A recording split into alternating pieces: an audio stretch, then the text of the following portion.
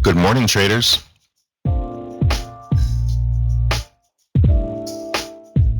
Good afternoon, if that applies to you. Maybe even good night. It really depends on where you are in the world right now.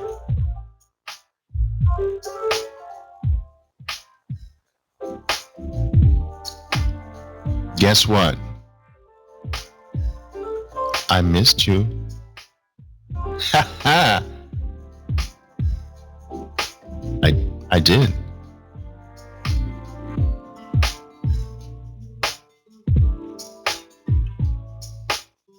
Man, what a period. What a period.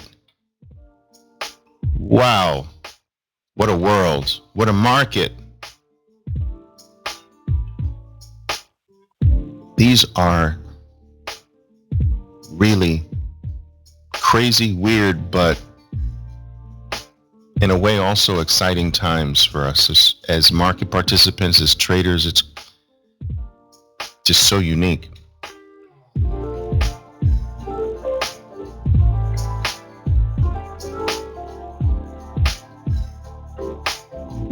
Wow, guys, Colombian coffee.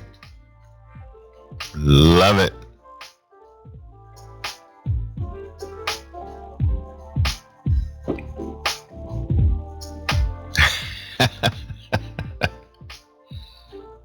The best.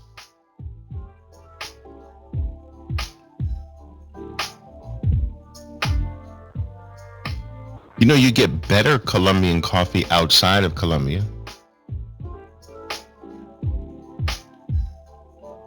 Isn't that wild?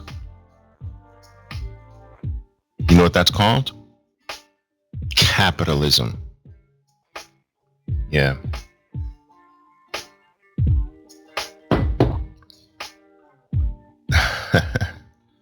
It's crazy. All right, guys.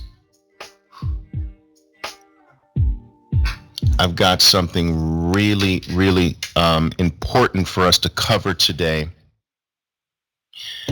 And just for the benefit of those who are here with us, let me turn this down a little bit. For the benefit of those who are here with us for the very first time, first of all, I want to say welcome.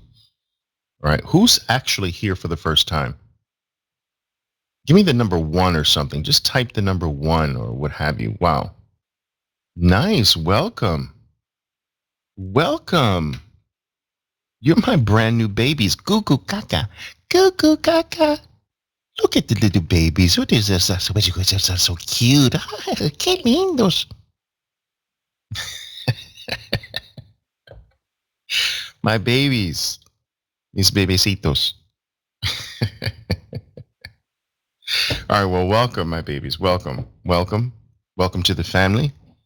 Guys, this is truly, if I have to say so myself, this is special. I always had this,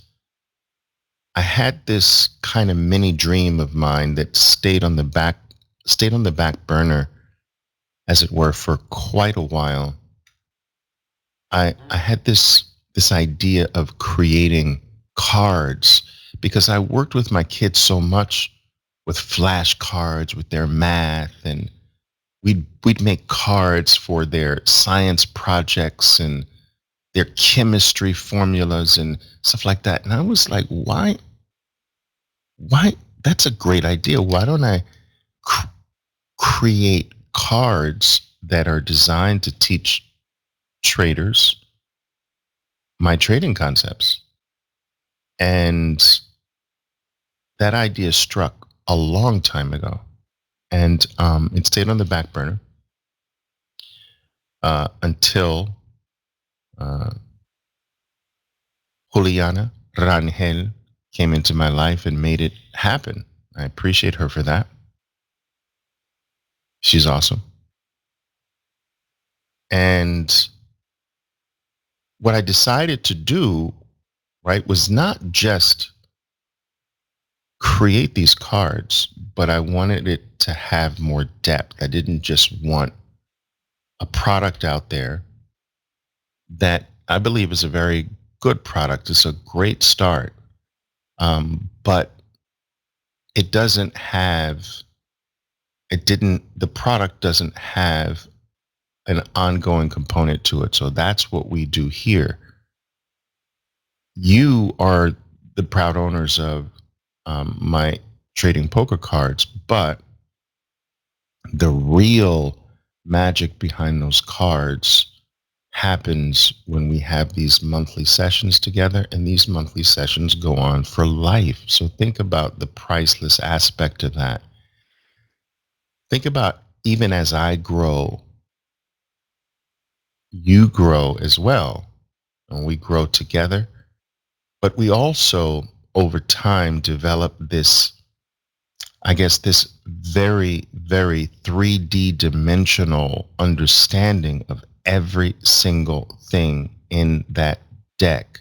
You see, what can't be covered by a single card, I can't remember the dimensions, but what can't be covered by a single card are all the nuances that are intrinsic in that specific concept or in that specific tactic. And so we delve deeper than the cards during these sessions. And you have these sessions each month for the rest of your life. And so there is no value, I believe, that we can truly attach to the trading poker cards because of that these ongoing intimate sessions. So I'm proud of this. It's one of the most valuable things I offer, in my opinion. All right. Now, guys, if you have, again, and this is for the benefit of those who are new with us as well, if you have sound issues, 99.9% of the time, it is a sound issue on your side. Are we having sound issues, by the way? Sound is good, right? All right, so Dorina, if you're having sounds cutting out, it's probably your connection in some way. Sound is good. Okay. All right, so today, guys, we're going to do two things. I am going to go over a concept with you on the whiteboard. I want to delve into this one tactic on the whiteboard, or this one event, I should say. It's not a tactic, it's more of an event. And then we're going to go to charts and take a look at that event. Now, the event that I want to cover, let me get a whiteboard up here for us. The event that I want to cover is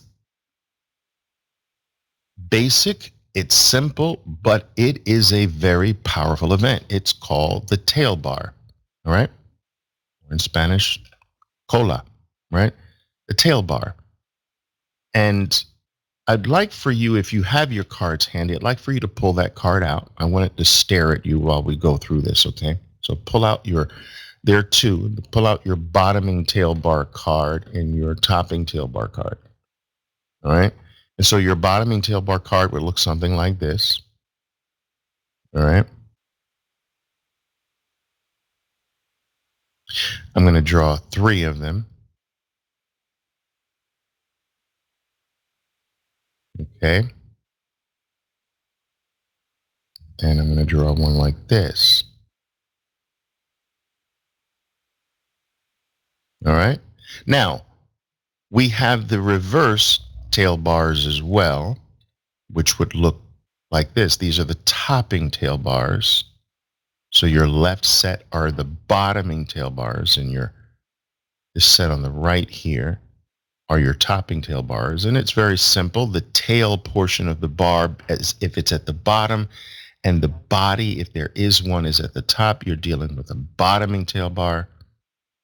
And if the tail portion of your bar is at the top and the body is at the bottom, you're dealing with topping tail bars. So bottoming tail bars left, topping tail bars right. Now, what I have to do here is color these. I think it's important to mention this very quickly, that it does not really matter very much what color the little body is on either side of the tail. That color can be green or red. It's not that important.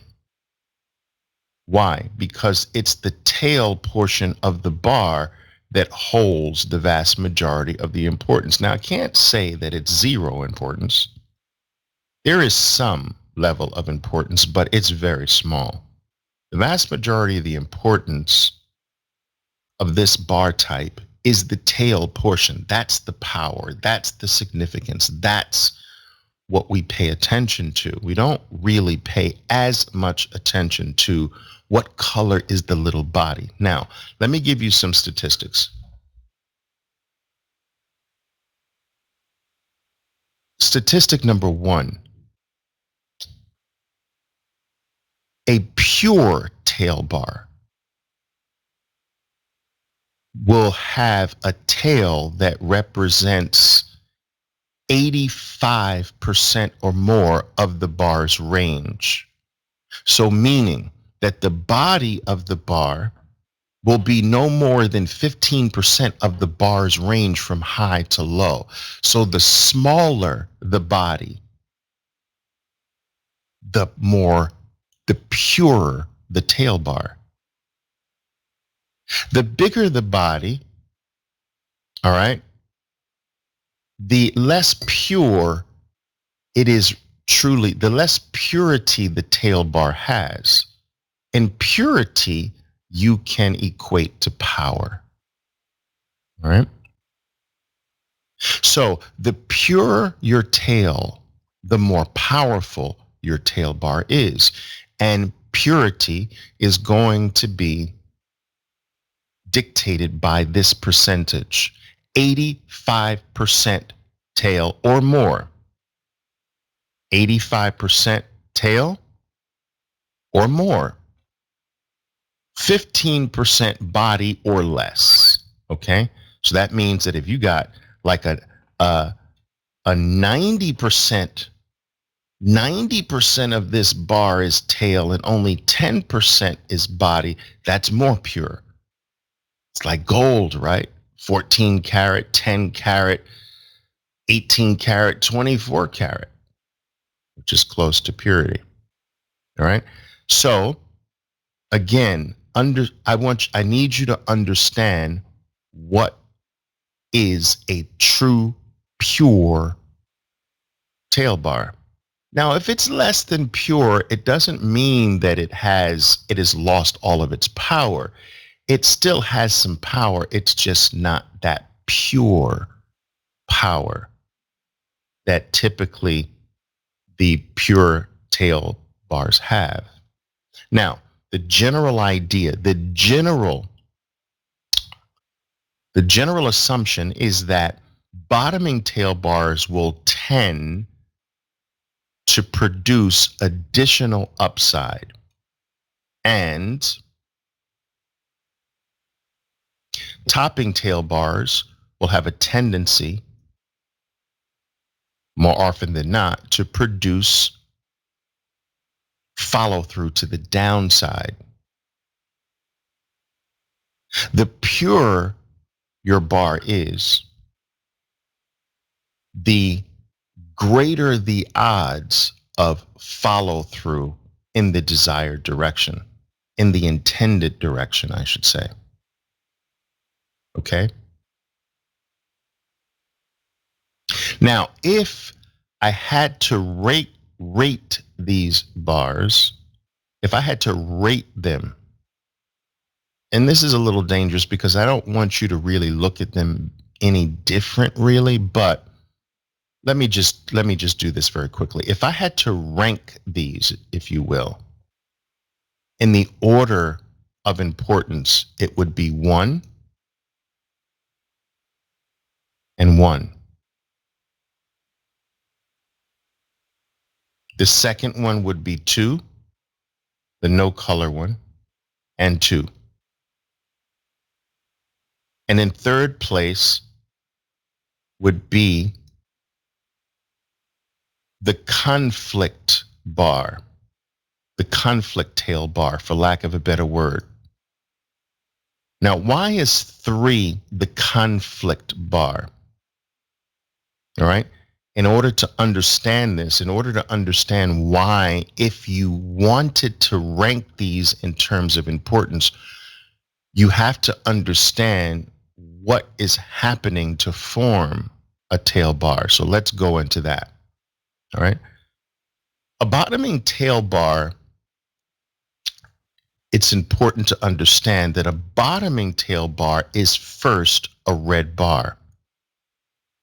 Boom. Okay. It's a solid red bar that starts at the high or toward the high. It starts at the high of the bar and drops. Okay. But this bar is not finished trading yet. So let's say it's a 5-minute bar. So for 2 minutes, as an example, it's dropping and it is painting the color red. But this bar spends the next 3 minutes. This bar spends the next 3 minutes climbing all the way back, eating its redness, climbing back, eating 15% of its red. It climbs even more to eat through and eliminate 1/2 of its red. It's climbing the red wall all the way back, eating the red, eating the red. Now,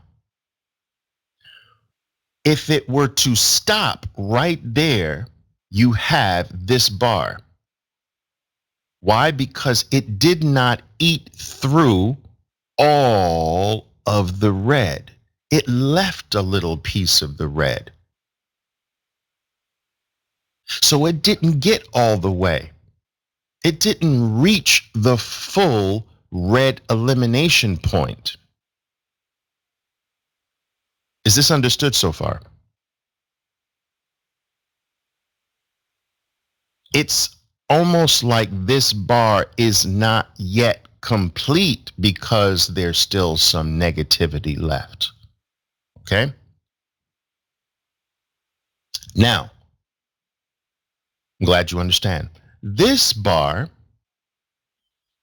erased all of the red. So in this scenario, let's do it. Let's draw it. I need you to understand this bar deeply. That's the point of this session today, to understand these bars deeply. This red started here.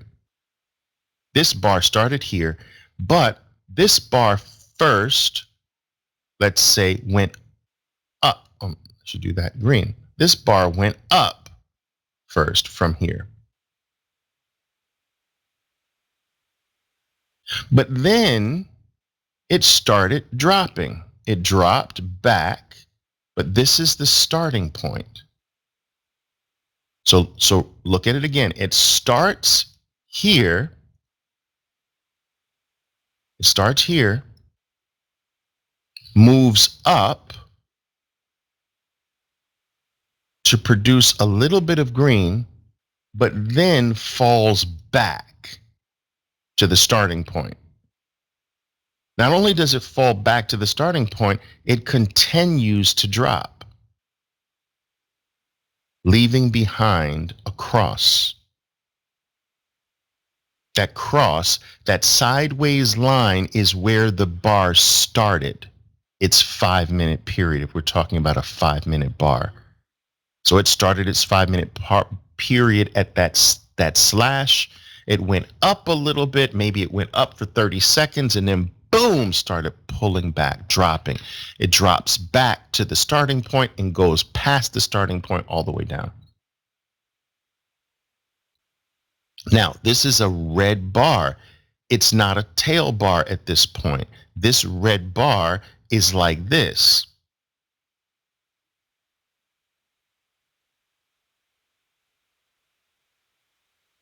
That's what that bar looks like at the low. A solid red bar. But what happens is that before this 5 minutes is over, the bar starts coming back and eating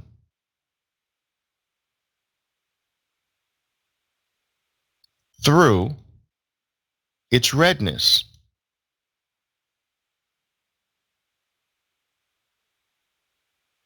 And when it gets back to the starting point, it is considered to have eliminated all of its red because the part above the starting point is theoretically green, not red. Why is the part above the starting point green? Because that's how candlestick bars rate the color. They create color. Wherever the stock starts, if you go above the starting point, the color's green. If you go under the starting point, the color's red. That's how the color's formed. So whenever you see a red bar, you know the starting point is on top of the red. Whenever you see green, the starting point is under the green. So above the starting point, the color's green. Below the starting point, the color's red. So now you have this bar is bar number 2. Now everything applies to the opposite side as well. It's just easier to understand it from the long side or the bullish side. At Clifford, some people would call this a shooting star. Yes. In candlestick parlance, I should say. But for our practical purposes, to keep it simple, it's a no color bottoming tail bar. We got a green bottoming tail bar. That means it has a green body. We got a red bottoming tail bar. That means a red body at the top. And we have a no color bottoming tail bar, no color. Now,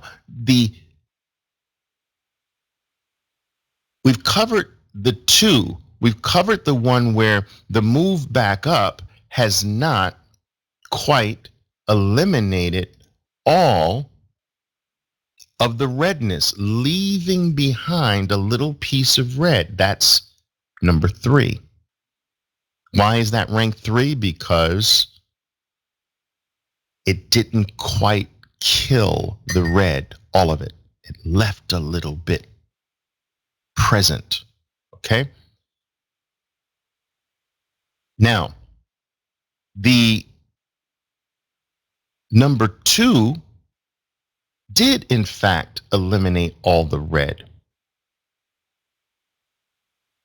So it's actually theoretically a little bit better than the number 3 that didn't quite get all of the red. And why is 1 ranked 1? Well, in this case, it should be now easy to see.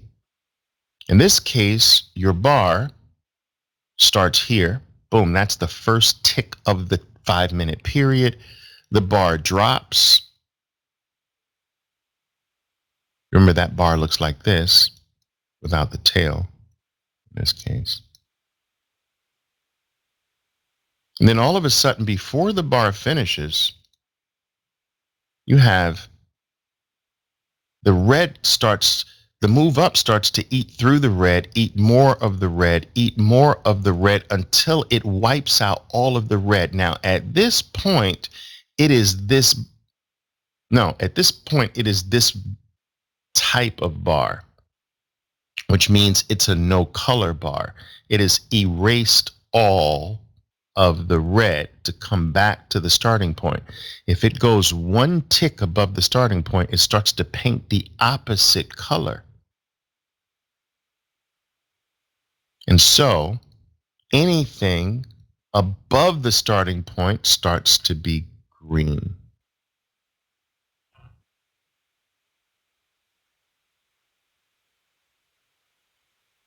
And so not only did bar number 1 manage to reverse the power of red, it managed to start producing its own color.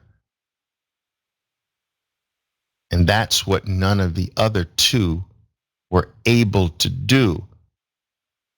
They were able to get most of it back in the form of bar 3. Most of the red was recouped in bar 3. That's impressive. All of the red was produced in bar 2, but it didn't quite start producing its own color. Bar number 1, not only did all the red get reversed, it was strong enough to get in its own territory and start producing its own color. It wiped out the opponent's color and was strong enough to produce its own color. All right? And so that's how, if you wanted to rank them, that's how you would rank them. Okay? But I'm here to tell you that the difference between these three are so negligent in terms of power that it's not even worth it. I just want you to know it. It's not even worth it. There is a little difference, but it's razor thin. Why? Because 95, I would say, percent of the importance is the fact that the vast majority of red power was erased. That's 95% of the importance. The balance of power shifted from red to green. No matter how you look at it, the red team had the ball and boom, they dropped it. And the green team picked up the ball and ran all the way. If you think about American football or even soccer, they got the ball in negative in their opponent's territory and they ran it all the way. In the case of one, they ran it all the way to the finish line to make a goal or a touchdown. Even though here they ran it all the way right to the 1 yard line or something like that in American football, or right near the goal. And this one's close as well. But no matter how you look at it, they took the ball all the way back, whether they quite scored right now or are almost ready to score doesn't really matter. You as a fan should be clapping, all right? It's impressive. So I'm telling you that it is so small that you really shouldn't look at them as being all that different. They're all impressive. Okay? Now,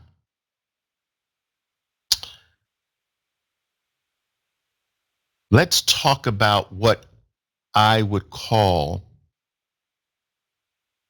I'll get to that question in just a second, Antonio. A hybrid tail bar. I need you to understand what I would call a hybrid tail bar. A hybrid tail bar builds on number 1. This is the regular green top tail bar. It's, again, if you rank it, it's the top 1. It can actually get better if it grows the green. Now, this is not a regular tail bar. A regular tail bar would stop at that dashed line I just drew. But this went beyond being a regular green top. This went on to be a more substantial green top, which makes it, in my book, a hybrid green bar. Why? Because it's starting to give you elephant qualities. It is already a tail, but it's starting to grow the elephant on the tail. Does that make sense? There is a card in your deck called the elephant bar. And so it's starting to not just be a little green top. it's starting to add something a little more to that little green top, creating a hybrid bar. And these are the most powerful of all.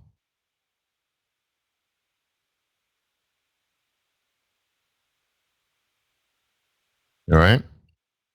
Are you picking up what I'm laying down? Do you understand what I've covered so far? I've given you 4 types of tail bars. The tail bar with the green top or bottom, the tail bar with the red top or bottom, the tail bar with no color top or bottom, and the hybrid bar. The red hybrid bar would look like this. Let's do it. Just to complete this, right? And have this.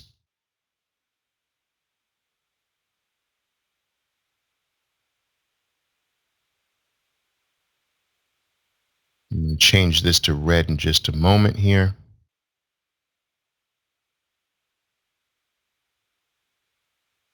And that would be the regular red topping tail bar.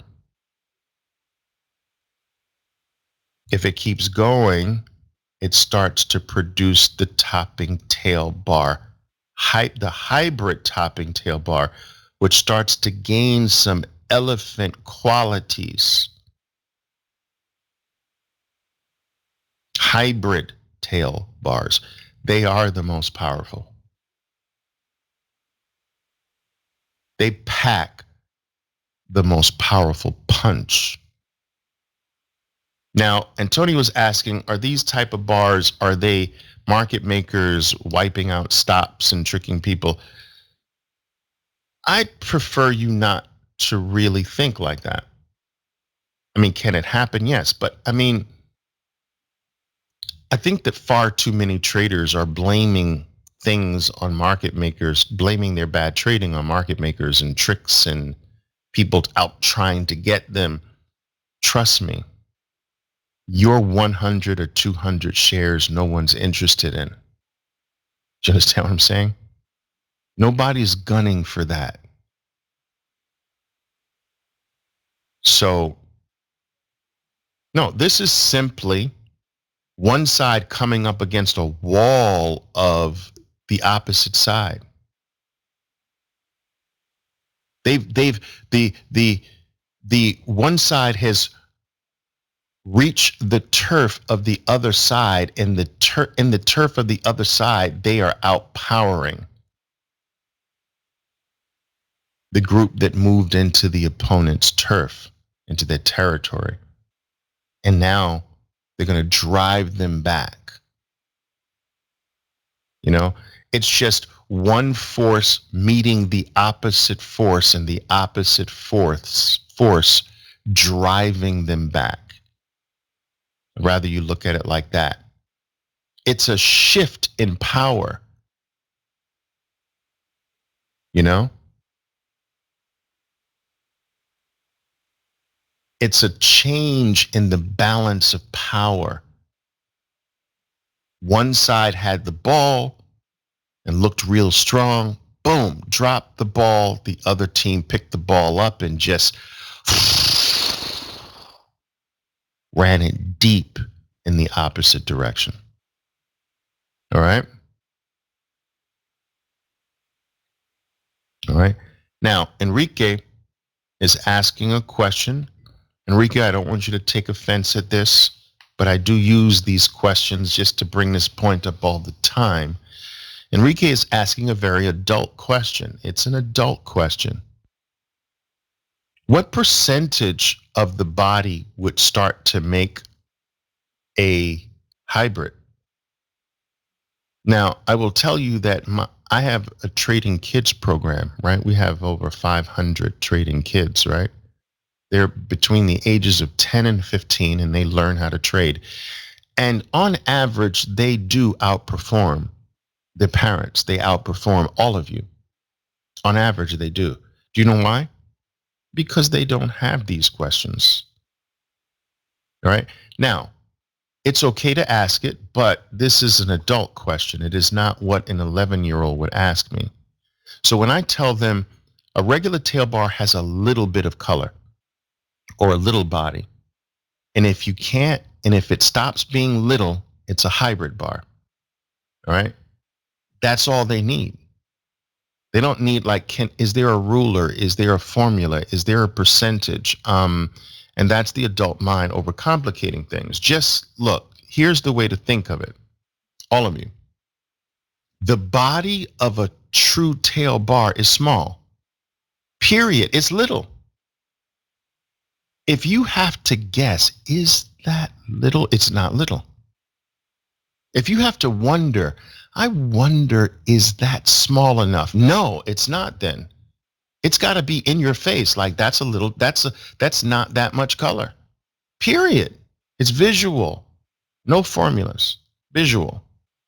A little bit of green, a little bit of red, that's good. If it's like, if you got to squint your eye and tilt your head to the left and guess, let me call up Oliver and see if this bar, this color, if you have to do things like that, if you have to wonder whether you have to check with me, then it's not little. It's period. Little is little. We should know what that is visually. All right. Now, guys, I'm getting better with my drawings. Look at that. I like that. That's an art. Let me just sign my name. Let me sign my name. Oh, wait, let me do this. Let's sign my name to that. O B. Boom. It's a Picasso. All right.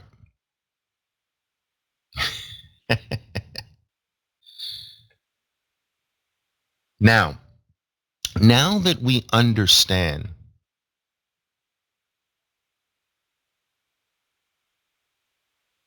a little more deeply the 4 types of bars, including the hybrid, right?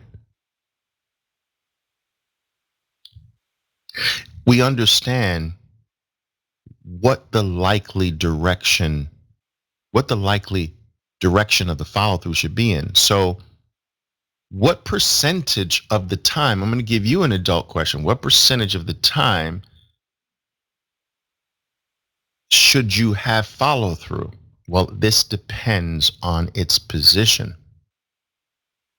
But generally speaking, these bars have 70%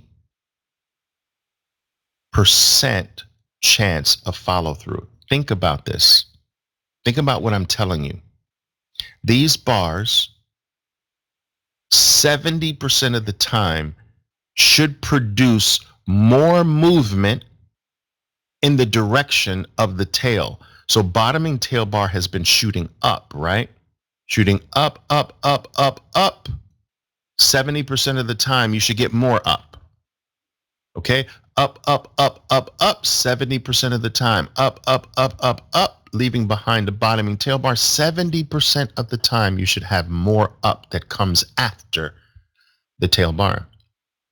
70% of the time, down, down, down, down, down, down, down, you should have more down.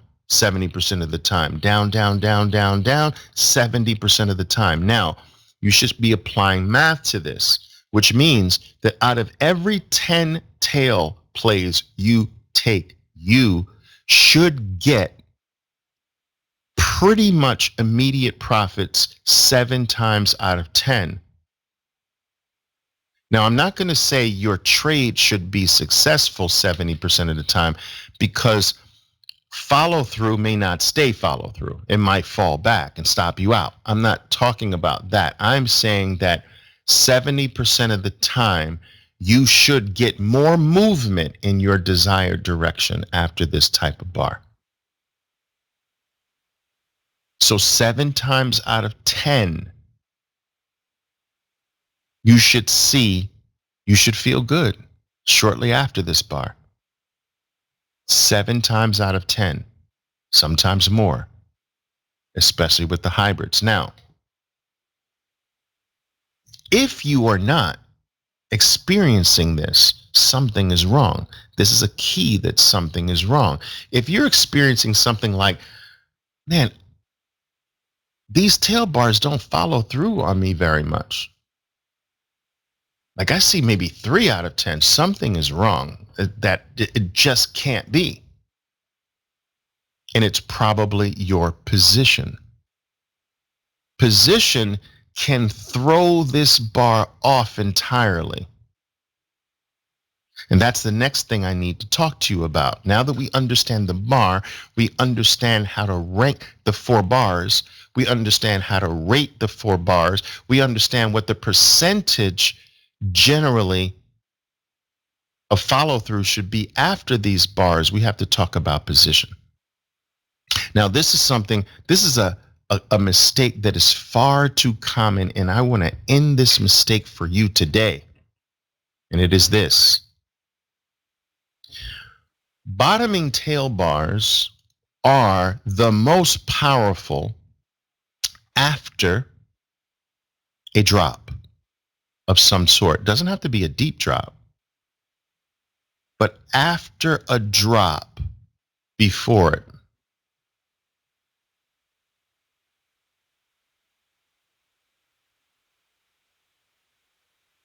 Now that bottoming tail bar has significance. Why? Because look to the immediate left. It was coming down. The stock was coming down. This has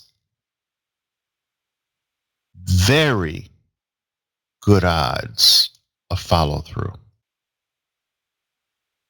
Once again, why? There's the opposite move to the left of it. So I want you to think about a slingshot, right?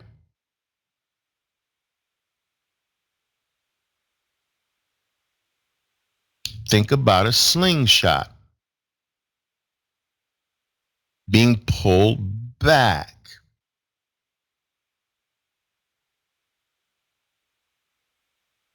You see?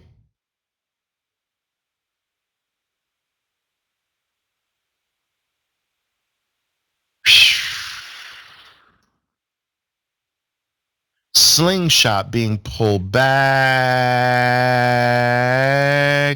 All right, let's let it go. You see? It's the slingshot has already started flinging the ball. It's already started. It's just a slingshot being pulled back just like this. Okay?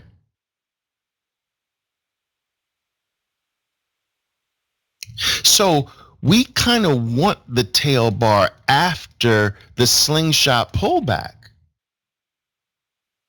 Now, this brings me to my next point.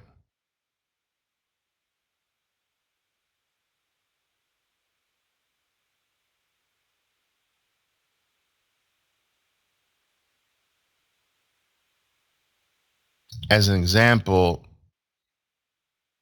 this is going to rarely happen like this, but it's good for my point here. No.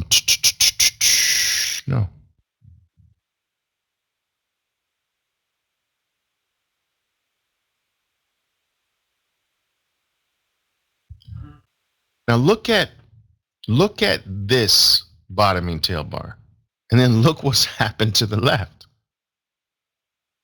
I've got some traders buying this, thinking that this is going to happen the 70% of the time. No. Follow through now has dropped to something like 10% of the time. Because there's no slingshot effect. You haven't pulled anything back. In fact, I would say this is now more of a negative sign. You know, some traders are saying, well, Oliver, if a bottoming tail bar is bullish, how can it now be bearish? Because I want to explain this to you. This is very important to understand.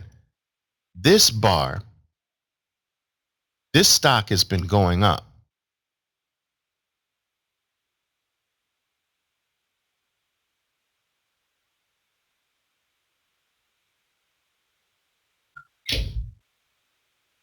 This stock has been going up. Boom, boom, boom, boom to the upside. But remember what this bar was. This bar was the first bar that actually started to produce some solid red. Uh-oh, what's starting to happen now? For the first time, the red team was able to push the stock back in. Oh, I know it came back, but just because they were able to temporarily is a sign that, uh-oh, they're starting to grow. They didn't do it here. They didn't pull it back here. They weren't able to push it down here. And they weren't able to push it down here. But all of a sudden, they're now able to? Oh, yes, I do know that the green team did push it back up, but just because they were able to for the first time is showing that something's starting to change.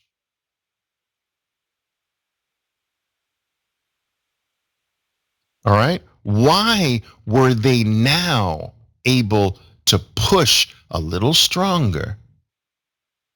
Because they're growing. Be careful. So this is the opposite of what we want. There's no slingshot effect to it.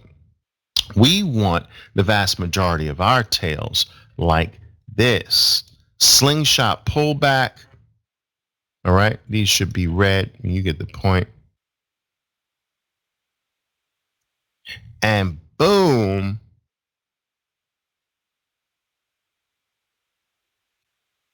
Now that slingshot has started to shoot back up. All right. So this is a common mistake of people saying, well, Oliver, my tails don't work that very much. It's probably because you don't have the slingshot pull in the back. Now, pull before it. Now, remember, it's the same in reverse, right? If you have this going up, up, up, up, up, then you get this. This is what we want for the topping tail bar. We want the opposite move to the left. That has 70% chance of follow through. What we don't want is this down, down, down.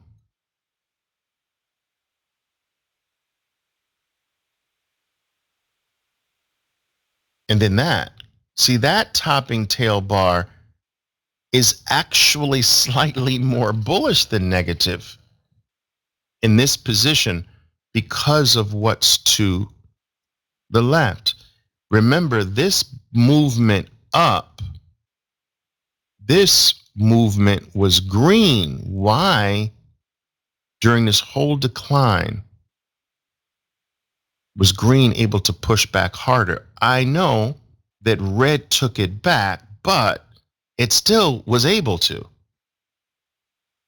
And that's a sign that they're getting more powerful on the opposite side. This topping tail bar has low odds. This topping tail bar has high odds. All right.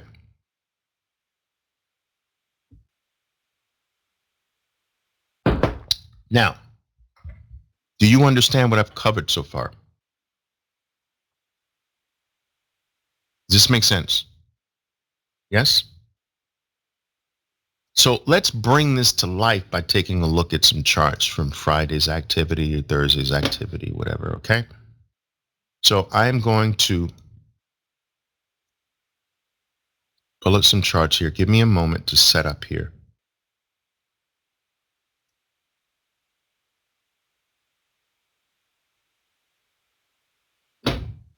Let's do this here. Let me get some charts up here.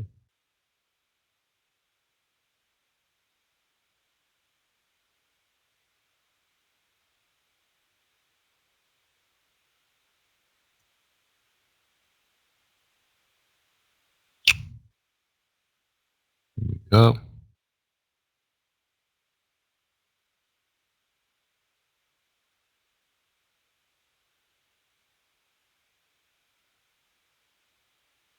Okay, good.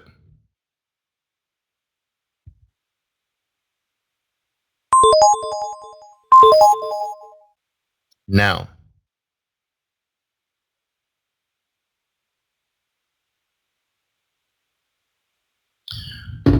uh,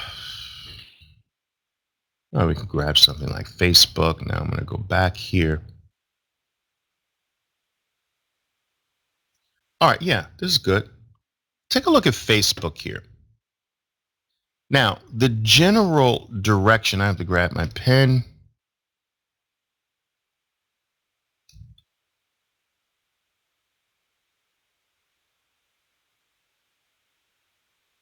General direction here is down. And this bottoming tail bar emerges. All right. Now, this bottoming tail bar has some decent odds of at least a pop for several reasons. You're a decent distance away from the 20. You're down quite deeply from the beginning of the initial drop. So you've got distance from the origin of the drop, distance from your key moving average. All right. And a movement down before the tail. Now, you did have some tails before it that did not hold. But that's okay. Just the fact that the tails are growing on the way to the downside are an indication that the bulls are able to, they're more and more pushing up, pushing up, they're pushing up, pushing up, pushing up. All right. Not pushing up very much here, not pushing up very much here, but their push-ups are getting stronger and stronger. All right. And the buy point is above the high. Boom. There was no above the high here. There was no above the high here. There was an above the high here. Boom. All right. Okay, so that's an example of a bottoming tail bar coming into play after a decline. Okay. Now, look at this bottoming tail bar. But this is coming after a move up.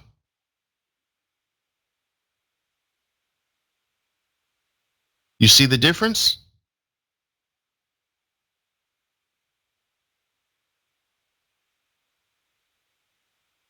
See it? All right. All right. You don't have the slingshot pullback. There's no slingshot. There's no, remember that slingshot I drew for you, right? You don't have the slingshot.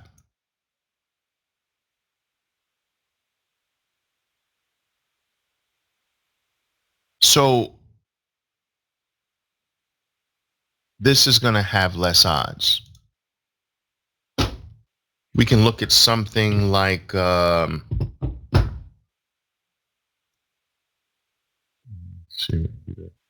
right.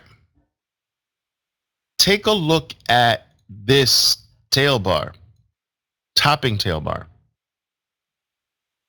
That's this bar that we draw. Look at the body is little. Remember I told you tail bars have little bodies. And that's a pure one because the tail is like 98% of the bar's range. So we've got purity there. But generally speaking, the move to the upside before it is up. I mean, the move to the upside is to the left of it. This is a general up movement, which is even giving this tail bar more power. It's the slingshot pull, topping tail. All right. But look at this topping tail bar. That's the first 5-minute bar of the day. Why does that not have any follow through? It could, but there's nothing to go by to the left of it.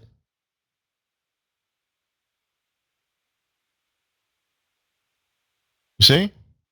There's no slingshot pull before it. So this can very well just be ignored.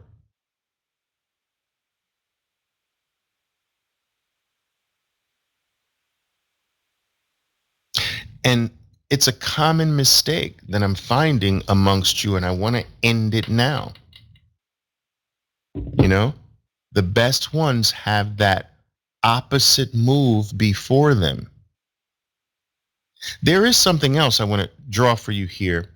You can have a sideways movement like this, and then a bottoming tail bar like that, and that can kick off follow through. You don't have the slingshot in this case, but it's not this. See, that's the real dangerous one. The move up before it and the bottoming tail bar here, that's the one that fails a lot. This can go. What was to the left is just a resting period, and this restarts the movement. But this kind of ends this movement a lot of the times. All right. Let's take a look at, go down my list here and tell. All right, look here. Here is your hybrid bar. Now remember the hybrid bar. The regular tail bar has a little body, but if the body starts growing and it's not that little, it starts to become a hybrid bar, right? So this is more of a hybrid bar.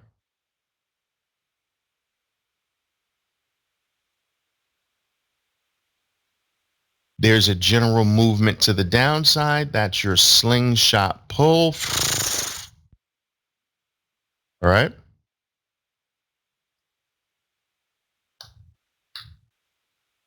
All right. What about after a pullback? Juancho, isn't that what we're talking about? The movement before the tail bar is a pullback, no? I'm not quite sure I understand your question. We're talking about the slingshot pullback first and then the tail bar. So what's your question? What about after a pullback? That's what we're talking about. Right? This is the pullback before, making the slingshot pullback, making the tail bar have more power. All right? Um,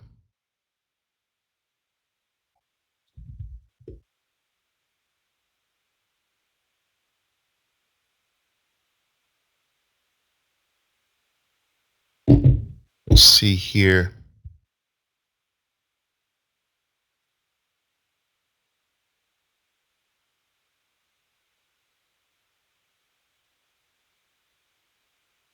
Look at this one.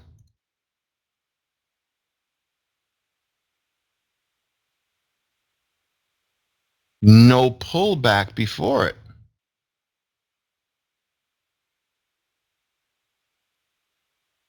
There's not this before it. There's no slingshot pullback before it. See? So it doesn't do very much.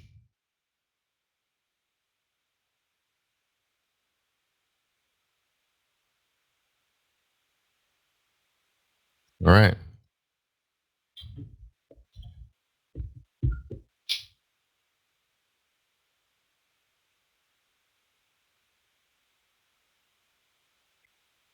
And take a look at something like Starbucks. Let's see here.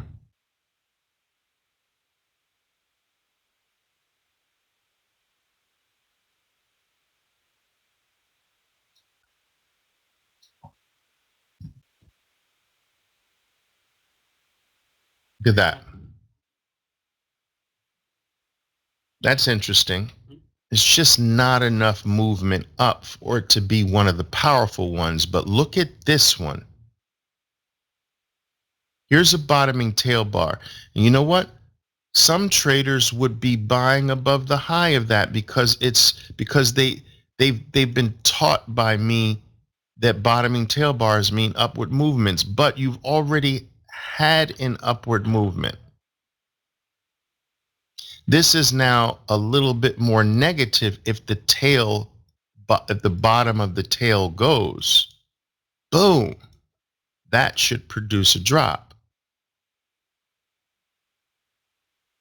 All right. Bad location as well. Absolutely right.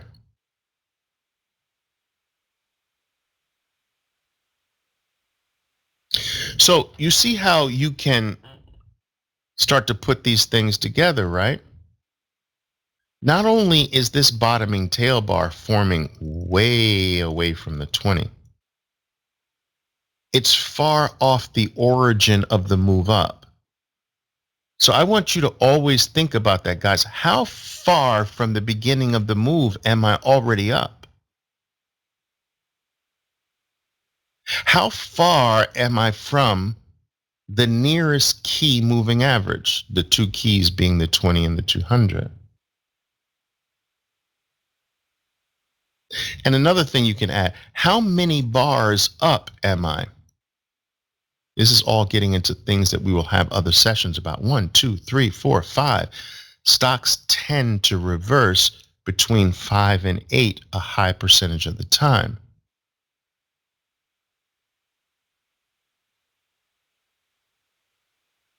And then you can potentially have, is there resistance somewhere up here, a 200 or a round number? These are things that we can get into when we start to pick points that come together with other things. So we get a tail bar that should have little to no follow through. If it breaks, it's bad. It's far from the 20 and it's far off from the origin of its move, and it's 5 bars up. Boom, boom, boom, boom, boom. These are all things for other sessions, but you can start stacking these sessions together and putting the concepts together to come up with very powerful points to act on.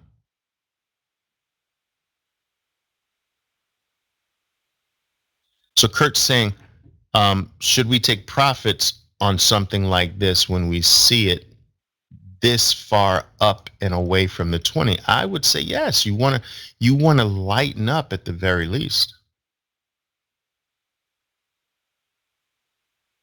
All right. All right, so guys, if you saw a bottoming tail bar here, this would be a very nice high odds one because of the slingshot pullback effect. Okay?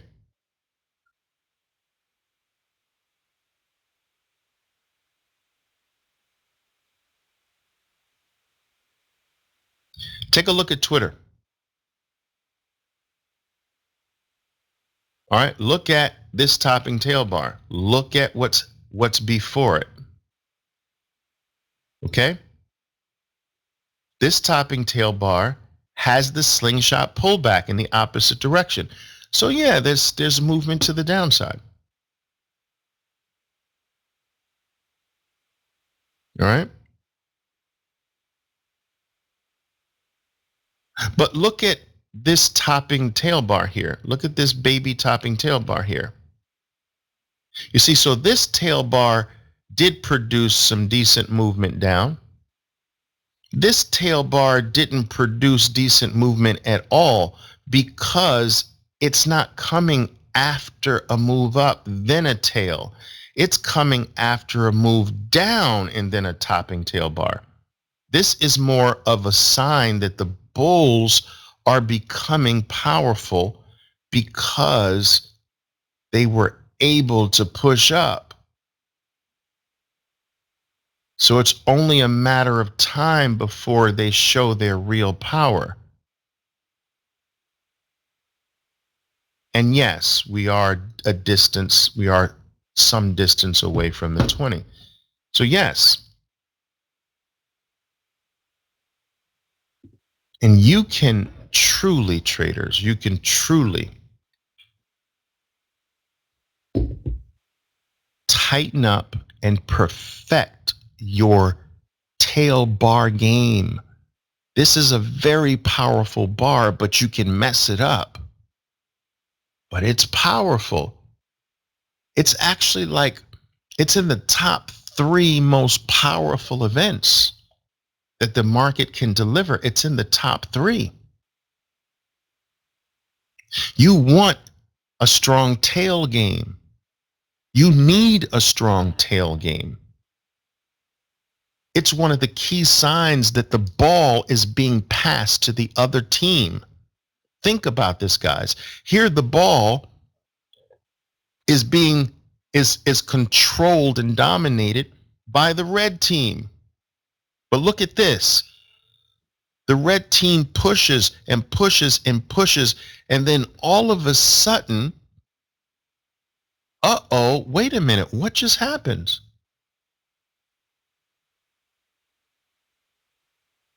What the heck just happened here? The green team just snatched it away. The baton has been passed. The ball has been dropped by red and picked up by green. It is one of your key signs of a shift in the balance of power, a changing of the guard, if you will, a takeover, an invasion.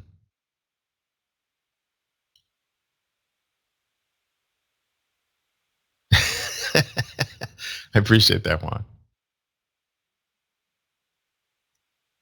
All right. So you want your tail bar game strong. Let's take a look at a couple more.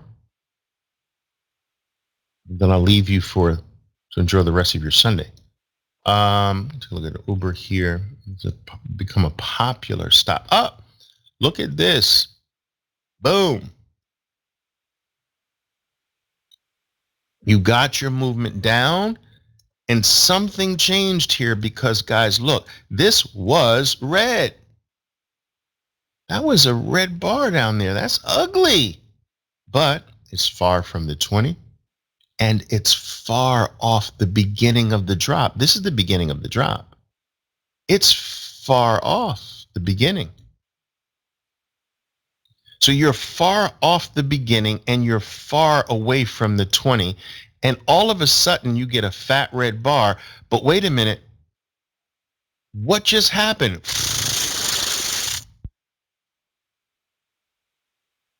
A changing of the guard, a shift, a change in the balance of power. The ball has been dropped by red, and now green clearly has the ball, at least temporarily.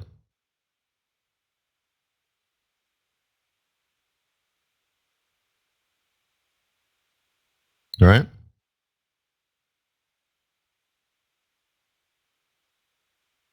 Is it better to enter above the tail is the question, or above the body. It's your choice. Now, here's my general guideline. You can't be wrong, but here's my general guideline. If the tail is little, give it that extra and go above the tail. This is small enough. You're not going to miss much. Just be a little extra sure. Boom. If it takes out that tail, I'm in. If the tail is a bit too, like you're going to give up, like I'm going to give up 5 or 6 cents by letting the tail, then I wouldn't. I would do the body. So if you had this tail a little bit longer here, it doesn't take away too much from the fact that this is a powerful reversal. But I would then go above the body versus above the tail. I don't want to miss that much of the move. This miss over a lifetime is a freaking fortune. You'll be able to buy a mansion with what you save over a lifetime with this. All right. Plus, you're closer to your stop from here than from here, should it not work. All right. So if the tail is little, no big deal. I'm not missing much. I'll go above the tail. If it's a little too sizable, I do the body. All right. But theoretically, there is no right or wrong with that. All right.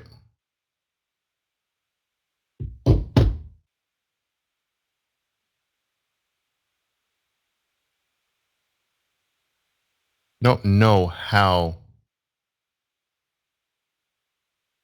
Look at this little tiny baby tail after this drop on support. Nice topping tail, but nothing really before it. Now, if you put this way up here, I'm thinking that, but not necessarily here. Not necessarily. Boom. Okay.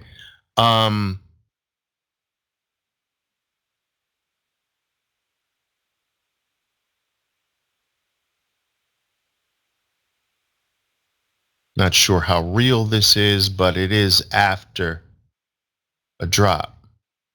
I don't think that's real though. That's just toward the end of the day.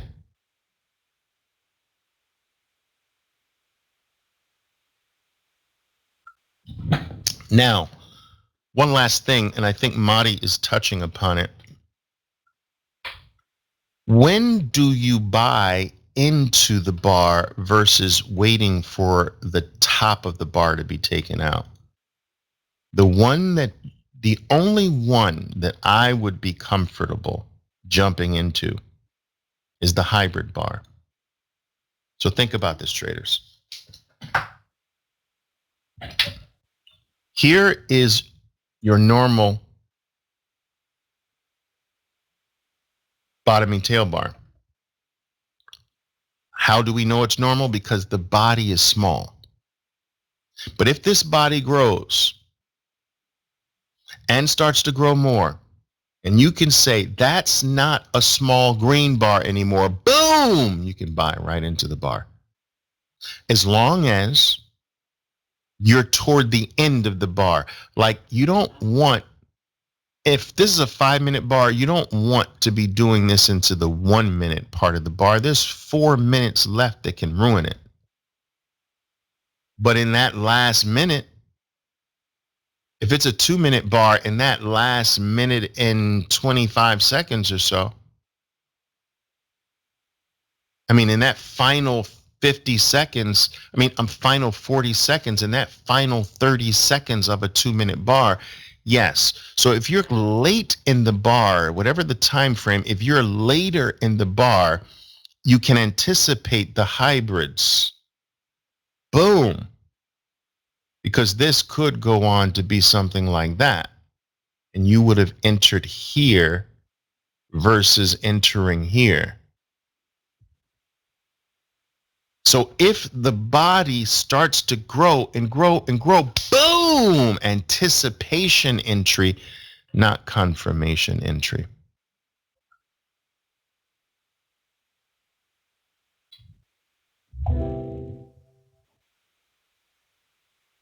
You're my babies. Today is another example of how we take a card and like pick it apart, traders. We look at it 3D. It's 1D in the card. It's 1D. It's one dimensional. We've made it 3D today.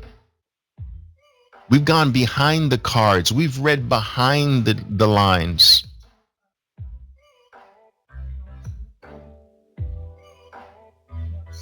And what this session, I hope, did was give you a very, very deep understanding of how to play or how to have a strong tail game. We need that. It's one of the top 3 events in the market. And knowing how to handle them is crucial to our success. I love you guys. I want to thank all of you for being here. I want to thank all of you for maintaining your passion, for being dedicated. You're still a small percentage of the people who own these cards. You show up here on these sessions. Out of the thousands of people, you are the elite. Why? Because you're that 20% that show up. You're that 20% that put the work in. You're that 20% that make the sacrifice. There are thousands of people who have these cards. There's 400 people here. That makes you special. I love you. Welcome, my new babies. Thanks for sticking through it and being here again, my old babies. Well, not old, my older babies. Goo goo gaga. Love you.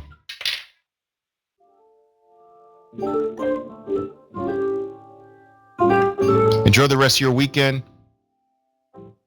Let's get ready to knock the ball out of the park on Monday. Now listen, guys, before I go, that's right, before I go, listen, before I go, listen to this. I need you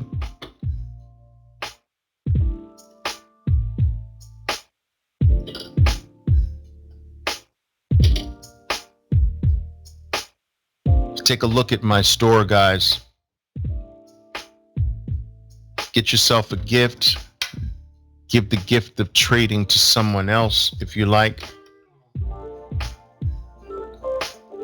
This is the time to do it. If you want anything that I offer, it's a trading journal,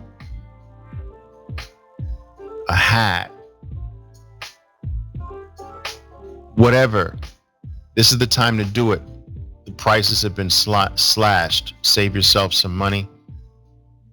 All right. Also, I don't know if you know, but Amazon sells my things like crazy all over the world, actually. And there's certain things that I can only do through Amazon as well. All right. So I'm going to give you that.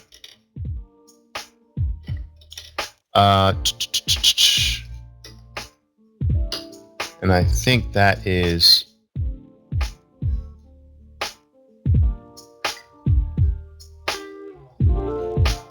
that. Am I right with that?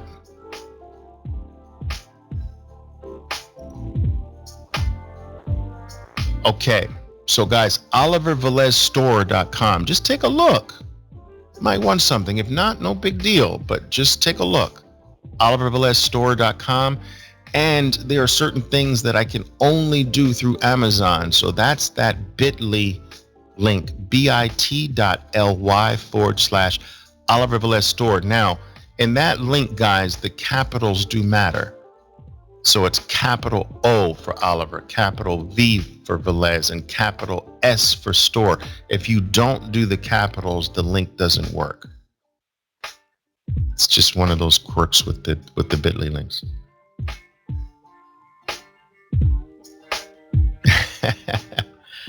love you guys.